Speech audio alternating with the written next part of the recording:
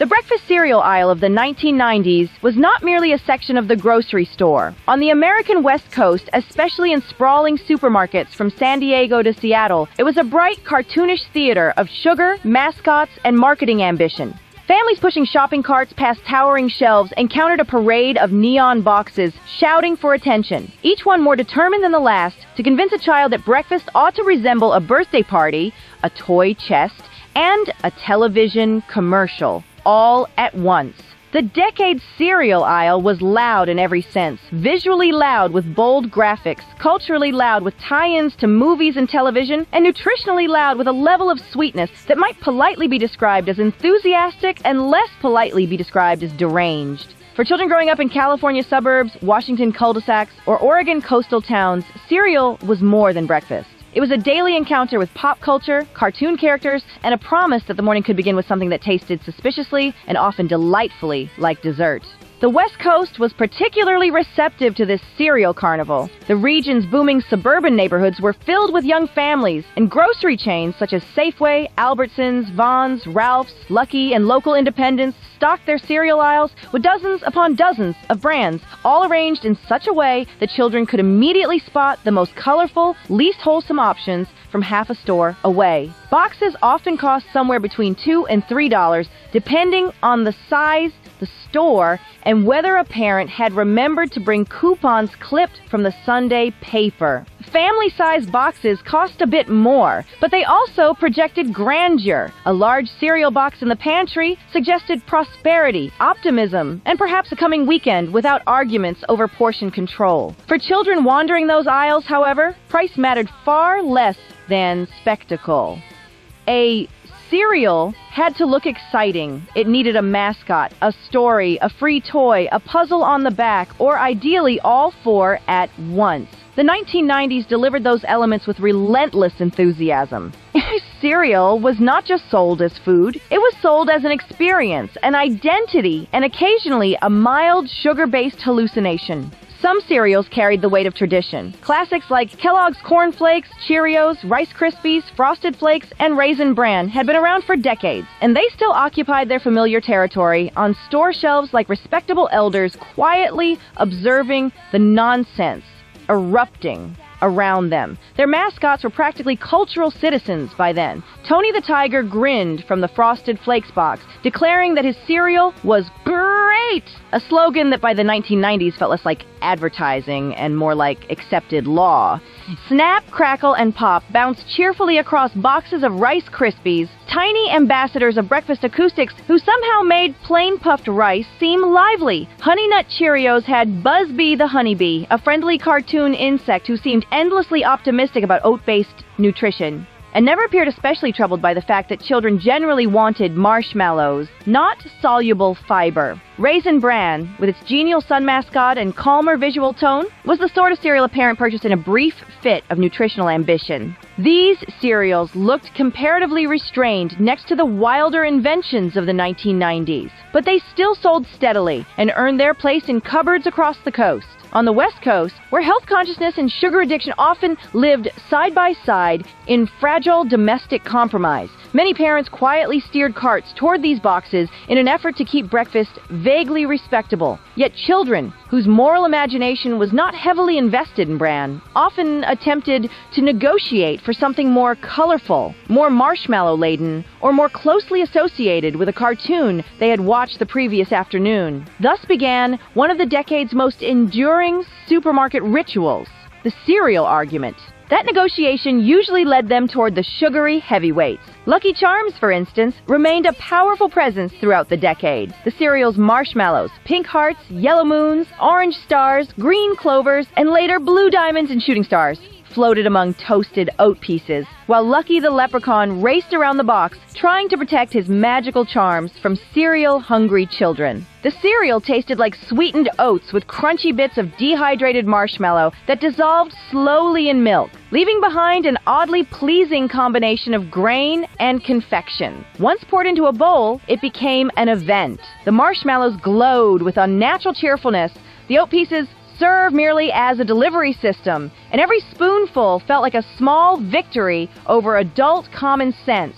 It cost roughly the same as its competitors, but delivered an unmistakable visual thrill that made it seem more valuable. Nearby sat Capn Crunch and its many variations, including Crunch Berries and Peanut Butter Crunch. The Capn himself, an enthusiastic naval officer with a suspiciously elaborate uniform and no apparent concern for oral injuries, promised crunchy corn squares that were aggressively sweet and sometimes notorious for scraping the roof of the mouth. This minor injury became one of the cereal's defining traits, discussed by children with the solemnity of war veterans. Crunch Berries added bright berry-flavored balls to the mix, creating a more colorful and fruit-adjacent version of the original. Peanut Butter Crunch, meanwhile, intensified the sweetness and coated everything in a salty, sugary peanut flavor that lingered pleasantly and alarmingly. In West Coast households, especially those with children who prized intensity over subtlety, the pain was usually considered worth it. Breakfast, after all, should challenge a person.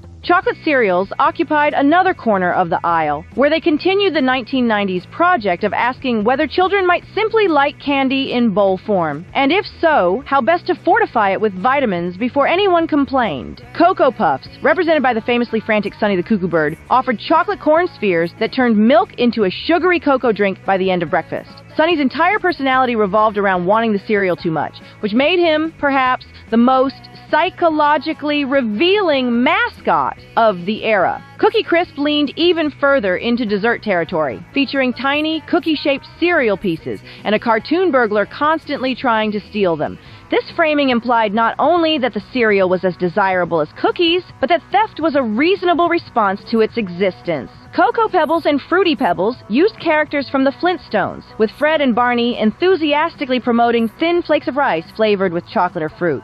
Fruity Pebbles, in particular, became a staple of the decade. The cereal's bright colors, sharp sweetness, and tendency to go soggy at great speed made it a thrilling race against time. On the West Coast, it was a familiar sight in bowls before school, during weekend cartoons, or whenever a babysitter had relaxed standards about nutrition and order. Then there were the cereals that defined the decade's spirit of invention, competition, and reckless breakfast optimism. General Mills, Kellogg's, and Post were locked in a constant battle to create the next sensation. And one can almost picture executives in conference rooms asking whether a cereal could be made to taste more like a candy bar, a pastry, or a child's birthday party while still technically qualifying as breakfast.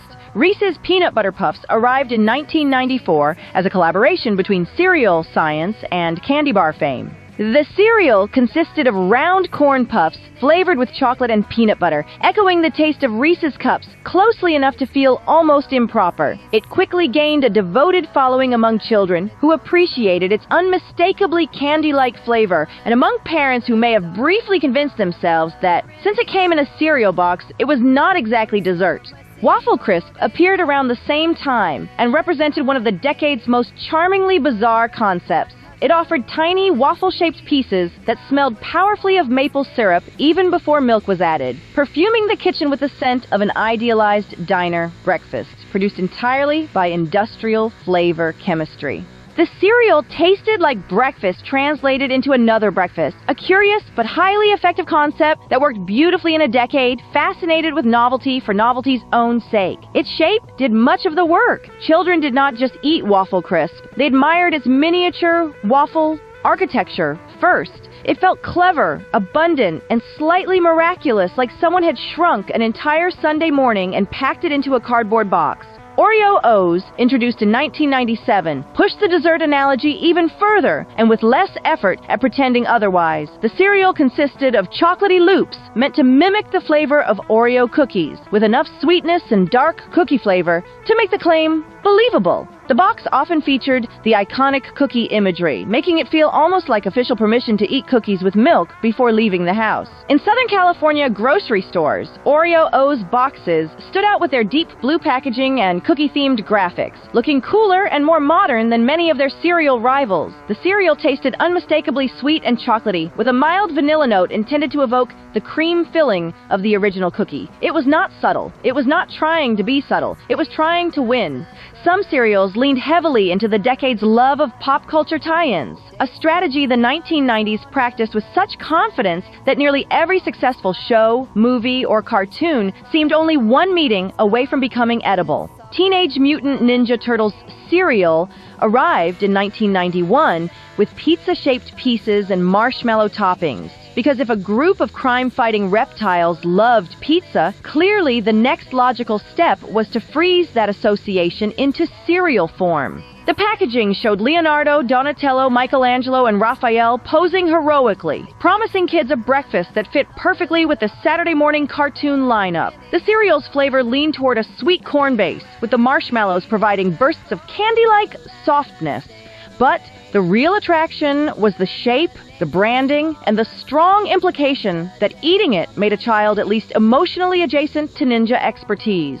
Bill and Ted's Excellent Cereal offered another example of Hollywood crossing into the cereal aisle with great confidence and very little shame. Released around 1990, it featured cinnamon-flavored oat pieces accompanied by marshmallow shapes resembling musical notes. The animated versions of Bill and Ted grinned from the box beside their time-traveling phone booth, inviting children to embark on what the packaging described as a most awesome breakfast adventure. It was exactly the kind of phrase a 1990 cereal box considered perfectly reasonable. The cereal tasted warm and cinnamon-heavy, leaning into a familiar sweet spice profile while still distinguishing itself through the marshmallow shapes and the irresistible absurdity of a breakfast product inspired by two amiable slackers traveling through history. It occasionally came with small prizes, such as cassette-themed accessories, little plastic objects that reflected the music-loving culture of the era and transformed breakfast into a merchandising ecosystem. Television sitcoms also found their way into cereal form, which says something either impressive or alarming about the marketing confidence of the period. Urkel O's, introduced in 1991, capitalized on the enormous popularity of Steve Urkel from Family Matters. The cereal consisted of strawberry and banana-flavored loops colored red and yellow to match the character's iconic clothing.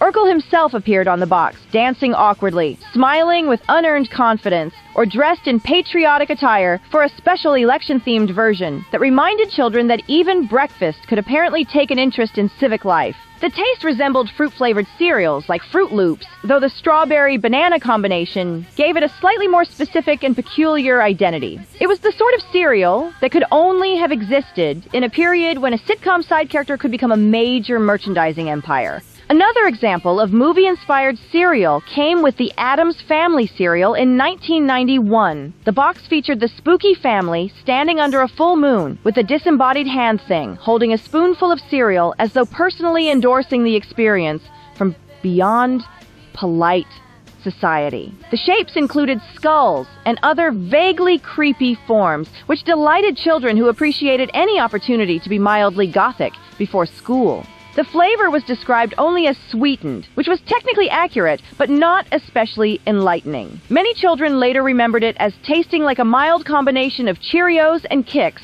though the eerie packaging, dark visual tone, and collectible prizes were the real attraction.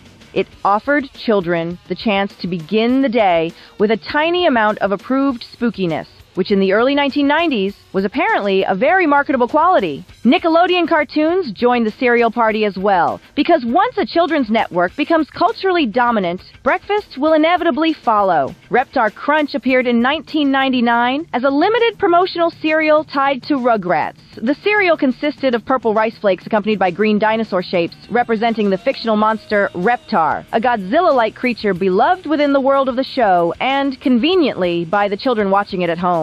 The box often featured trivia games about the Rugrats characters and a mail-in promotion for the Rugrats Runaway Reptar video release, ensuring that breakfast could also serve as a reminder to request additional branded entertainment from one's parents. It was sweet, lightly fruity, and unmistakably designed for children who spent their afternoons watching Nickelodeon and absorbing a worldview in which babies, dinosaurs, and breakfast all belonged to the same commercial universe. Reptar Crunch did not last long, but like many short-lived cereals of the era, it lodged itself firmly in memory. That was the 1990s cereal aisle at its best, not merely feeding children, but giving them a story to remember decades later. Some cereals relied not on famous characters, but on playful gimmicks, and in the 1990s, that was often enough to earn a glorious, if temporary, place in the Breakfast Hall of Fame. Hidden Treasures, introduced in 1993 by General Mills, was one of the clearest examples of the decade's faith in the power of surprise. At first glance, the cereal looked fairly modest. Puffed corn squares, pale and simple, almost innocent, compared with the louder colors elsewhere in the aisle. But appearances, as the box insisted, were not to be trusted. Some of those squares secretly contained fruit-flavored filling, while others were empty, and that uncertainty was the entire point. The child sitting at the breakfast table was not just eating cereal. The child was participating in a low-stakes treasure hunt before school.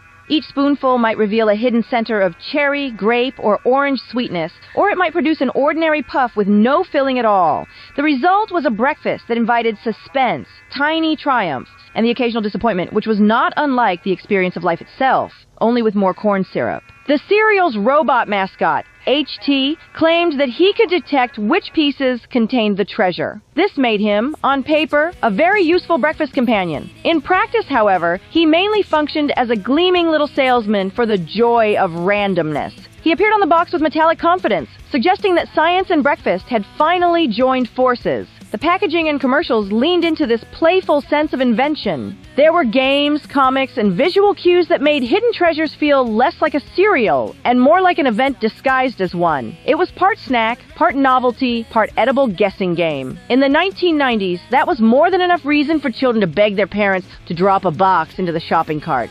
Sprinkle Spangles was another memorable oddity, and perhaps one of the purest expressions of the decade's commitment to making cereal look as festive and structurally improbable as possible. Introduced in 1993, the cereal consisted of star-shaped corn puffs coated with colorful sprinkles and sugary icing. If hidden treasures flirted with suspense, Sprinkle Spangles skipped directly to glittering absurdity. It looked less like a breakfast food than something that had escaped from a birthday party favor bag. The stars were bright, cheerful, and aggressively whimsical, as though they had been designed by a committee whose only instruction was to imagine what a sugar cookie might look like if it got a job in children's televisions. The box eventually featured a purple genie mascot, voiced by actor Dom DeLuise, who proudly proclaimed that he sprinkled magic onto every piece. This was very much the kind of sentence that made perfect sense in the 1990s. The genie's presence gave the cereal a theatrical flair, and the slogan, "You wish it, I dish it," captured the decade's understanding that breakfast should not merely be eaten. It should be marketed with confidence bordering on enchantment. The cereal tasted like sugar cookies broken into cereal form, which was both its charm and its nutritional confession. It was intensely sweet,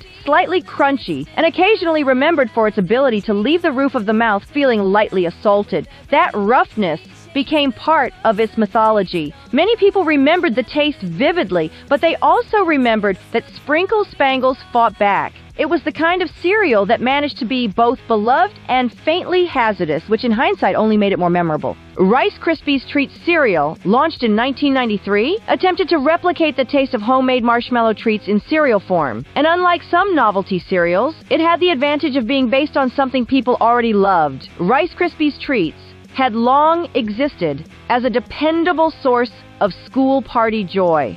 And the cereal promised to capture that familiar taste without requiring butter, marshmallows, a saucepan, or an adult willing to supervise. The pieces resembled tiny nuggets of puffed rice bound with sugary marshmallow flavor, as though someone had miniaturized the treat and then multiplied it until it could fill a cereal bowl. The effect was surprisingly persuasive. It did not taste exactly like the homemade version, of course, but it came close enough to feel exciting. The box design was bright teal and featured whimsical diagrams of imaginary machines producing the cereal, which gave the whole thing a slightly Wonka-like charm. One could imagine that somewhere behind the friendly graphics, a marvelous factory was churning out little bite-sized clusters by the millions. Once milk was added, the pieces softened slightly, giving them a texture reminiscent of the original dessert. This softening was important. Dry, the cereal had a light crunch and sweetness. With milk, it became gooier and more treat-like, crossing that peculiar 1990s bridge between breakfast and candy with admirable efficiency. For many children, it became one of the era's defining cereals, precisely because it felt like a rule had been bent on their behalf. This was not merely cereal pretending to be dessert. It was dessert arriving in the cereal aisle and being granted full morning privileges. Pop-Tarts Crunch, introduced in 1994, represented another attempt to transform a snack into a cereal, and it was perhaps one of the most literal efforts in that direction. The tiny pieces resembled miniature Pop-Tarts filled with fruit or cinnamon filling, which gave them an immediate novelty value before a single spoonful had been taken. The concept made a certain kind of brilliant commercial sense. If children already loved Pop-Tarts, then why not offer them the thrill of eating dozens of tiny ones at once in milk before school? The result was a cereal that looked delightfully overcommitted to its premise. Available in frosted strawberry and frosted brown sugar cinnamon flavors, it tasted remarkably close to the original pastries, especially in the sweet filling note that set it apart from more generic fruity cereals.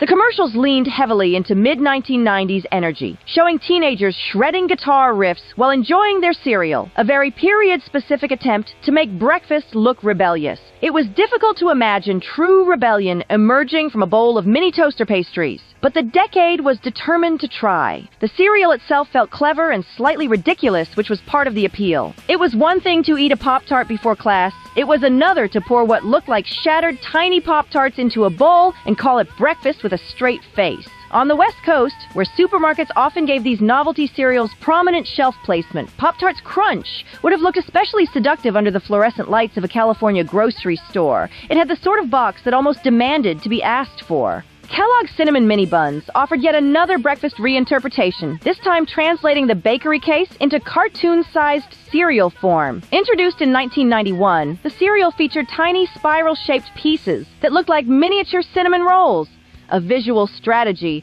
that did a great deal of the work before the cereal even reached the bowl. There was something inherently amusing about the idea of taking an indulgent pastry and shrinking it into crunchy little bites that could be poured from a box. The flavor combined oats, corn, and cinnamon sugar, giving it a warm, sweet profile that sat somewhere between cereal and baked good.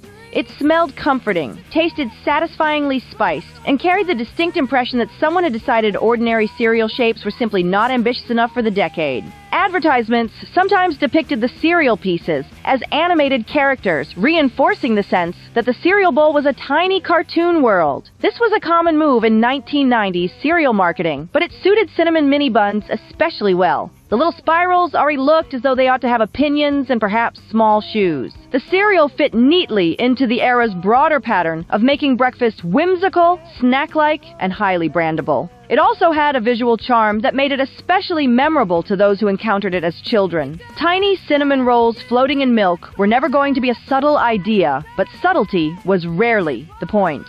The Flintstones returned to the cereal aisle in 1990 with Dino Pebbles, a spin-off from Fruity Pebbles that gave the long-running franchise yet another excuse to occupy a supermarket shelf. While Fruity Pebbles and Cocoa Pebbles were already established, Dino Pebbles arrived with a twist that felt perfectly suited to the era's sugar-frosted imagination. This version included vanilla-flavored rice flakes mixed with marshmallow dinosaur shapes, giving the cereal a softer, sweeter profile than the sharp fruit blast of its Pebbles relatives. The cereal box featured Dino surfing or playing alongside Fred Flintstone, and some versions included color-changing dinosaur toys inside, which made the box itself feel partly like a toy package with breakfast as a convenient bonus. The cereal's flavor was sweet vanilla with fruity marshmallow bursts, making it a brief but memorable addition to the Pebbles family before it disappeared a few years later. It is worth noting that this was a decade deeply committed to the proposition that marshmallows could improve nearly anything. Dino Pebbles embraced that logic wholeheartedly. The marshmallow dinosaur bits added color, texture, and a level of excitement that plain flakes alone could never provide. For children on the American West Coast, where cartoon licensing and cereal marketing seemed to exist in unusually close harmony, Dino Pebbles would have fit perfectly into the larger Saturday morning ecosystem of animated shows, action figures, and highly persuasive commercials. Even the classic cereals evolved during the decade, sometimes through recipe tweaks, sometimes through shape changes, and sometimes simply by leaning harder into their mascots and visual branding. Trix changed its shape to resemble colorful fruit pieces before eventually returning to round forms, a development that some children received with the seriousness usually reserved for constitutional amendments.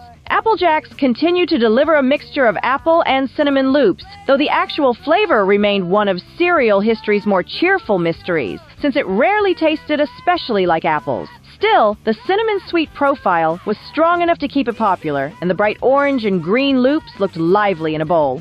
Fruit Loops, meanwhile, relied on the ever-optimistic Toucan Sam to guide children through a rainbow of fruit flavors, or at least through a single generalized fruit flavor presented in several colors. Toucan Sam remained a reliable cereal mascot because he understood a central truth of the decade. Children were not only buying taste, they were buying character. Honeycomb offered large honey-flavored pieces with a crunchy texture that softened quickly in milk, creating a cereal experience that began with a snap and ended with sweetness.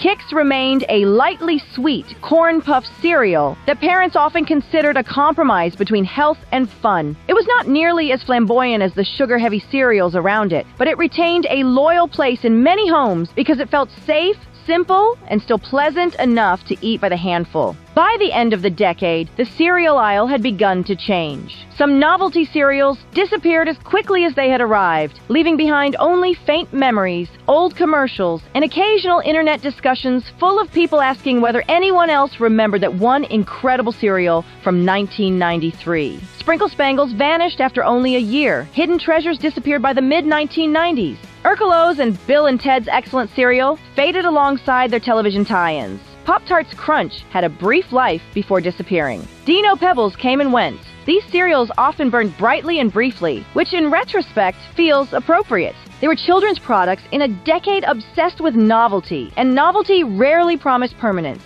Yet the memories lingered strongly, particularly among children who had grown up in West Coast suburbs where Saturday mornings meant cartoons, cereal bowls, and the gentle California sunlight streaming through kitchen windows. The cereal itself was only part of the experience.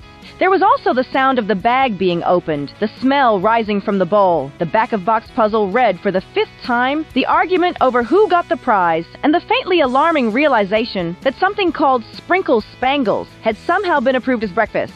Nostalgia has a way of making these details glow, but even without nostalgia, the 1990s cereal aisle was genuinely inventive, strange, and full of confidence.